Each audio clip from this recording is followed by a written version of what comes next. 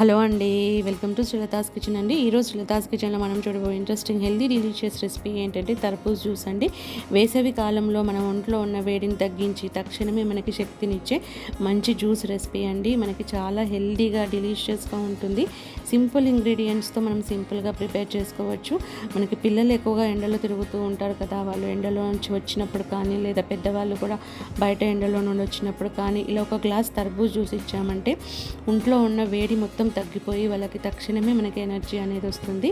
చాలా టేస్టీగా ఉంటుందండి. చాలా సింపుల్గా మనము సింపుల్ ఇంగ్రీడియంట్స్తో ప్రిపేర్ చేసుకోవచ్చు. ఎలా ప్రిపేర్ చేయాలనేది ఈరోజు మన శ్రీలతాస్ కిచెన్లో మనం చూసేద్దాము. చూడడానికి ముందుగా రెసిపీ నచ్చినట్టు తప్పకుండా మీ ఫీడ్బ్యాక్ నాకు అందజేయండి.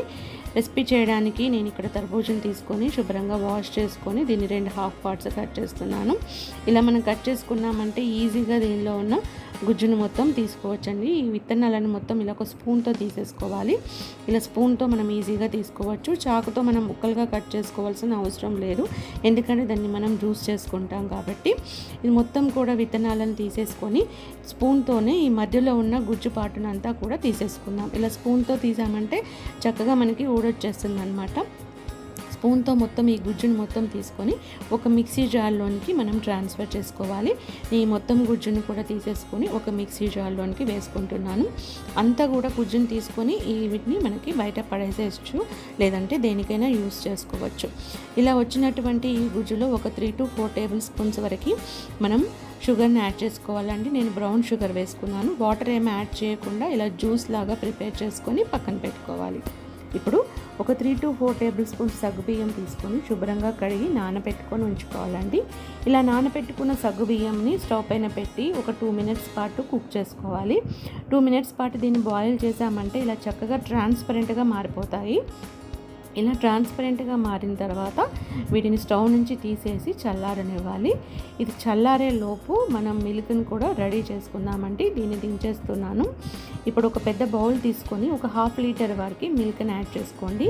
కాచి చల్లార్చినవైనా సరే, ఫ్రెష్ మిల్క్ అయినా సరే తీసుకొని అందులో వేసుకొని దీనిలోనే ఒక టేబుల్ స్పూన్ వరకు కస్టర్డ్ పౌడర్ని యాడ్ చేసుకొని ఇది ఉండలు లేకుండా ఇలా మిల్క్లో కలిసేట్టుగా కలుపుకోవాలి.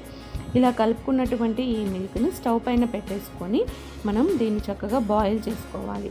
ఒక పొంగు వచ్చేంత వరకు దీన్ని బాయిల్ చేయాలండి. ఒక పొంగు వచ్చిన తర్వాత మిల్క్ అనేవి మంచి కలర్లోనికి వచ్చేసి చిక్కబడిపోతాయి. మనం కస్టర్డ్ పౌడర్ వేసాం కదా, చూడండి ఇలా మంచి కలర్లోనికి వచ్చి చిక్కబడిపోతాయి. ఇలా వచ్చిన తర్వాత ముందుగానే బాయిల్ చేసి పెట్టుకున్న సగ్గుబియ్యంని ఇందులోనికి యాడ్ చేసుకొని 1 నిమిషం పాటు స్పూన్తోనే కలుపుకుంటూ ఇలా కుక్ చేసుకోవాలి.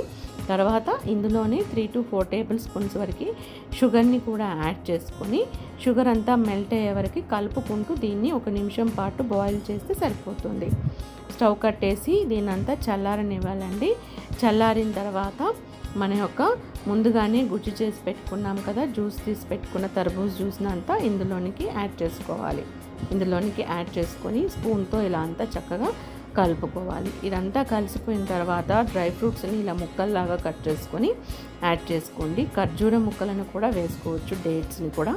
ఇలా మొత్తం డ్రై ఫ్రూట్స్ని చిన్న చిన్న ముక్కల్లా కట్ చేసుకొని ఇందులోకి వేసుకొని అంతా కలిసేట్టుగా కలుపుకొని దీన్ని 1 hour పాటు ఫ్రిడ్జ్లో స్టోర్ చేయాలి. 1 hour తర్వాత దీన్ని మంచిగా ఒకసారి మిక్స్ చేసుకొని గాజు బౌల్లోని కానీ లేదా మనకి బౌల్స్లోని కానీ ట్రాన్స్ఫర్ చేసుకుంటే సరిపోతుంది. చూసారు కదా, తర్బూజ్ జ్యూస్ని మొత్తం కూడా నేను ఇలా ఇక్కడ బౌల్స్లోనికి వేసుకుంటున్నానండి. మనకి ఎంతో సింపుల్ వేలో ఎంతో టేస్టీగా మనకి చల్లచల్లగా తర్బూజ్ జ్యూస్ రెడీ అయిపోయింది. పైన కొంచెం గార్నిష్కి డ్రై ఫ్రూట్స్ ముక్కలు, అలాగే మన తర్బూజు ముక్కలు ఉంటాయి కదా, ఆ తర్బూజు ముక్కల్ని యాడ్ చేసుకున్నామంటే సరిపోతుంది. ఎంతో డెలిషియస్గా మనకి ఎంతో హెల్దీగా తర్బూజ్ జ్యూస్ రెడీ అయిపోయినట్టేనండి. మీరు కూడా మీ ఇంట్లోనే ఈ సమ్మర్లో తర్బూజ్ జ్యూస్ని ఇలా ప్రిపేర్ చేసుకొని ఎంజాయ్ చేయండి. రెసిపీ మీకు తప్పకుండా నచ్చింది అనుకుంటాను. రెసిపీ నచ్చినట్లయితే లైక్ చేయండి, సబ్స్క్రైబ్ చేయండి, కామెంట్స్ని షేర్ చేయండి, వీడియో చివరి వరకు కూడా వాచ్ చేయండి. ఓకే అండి, థ్యాంక్ యూ ఫర్ వాచింగ్.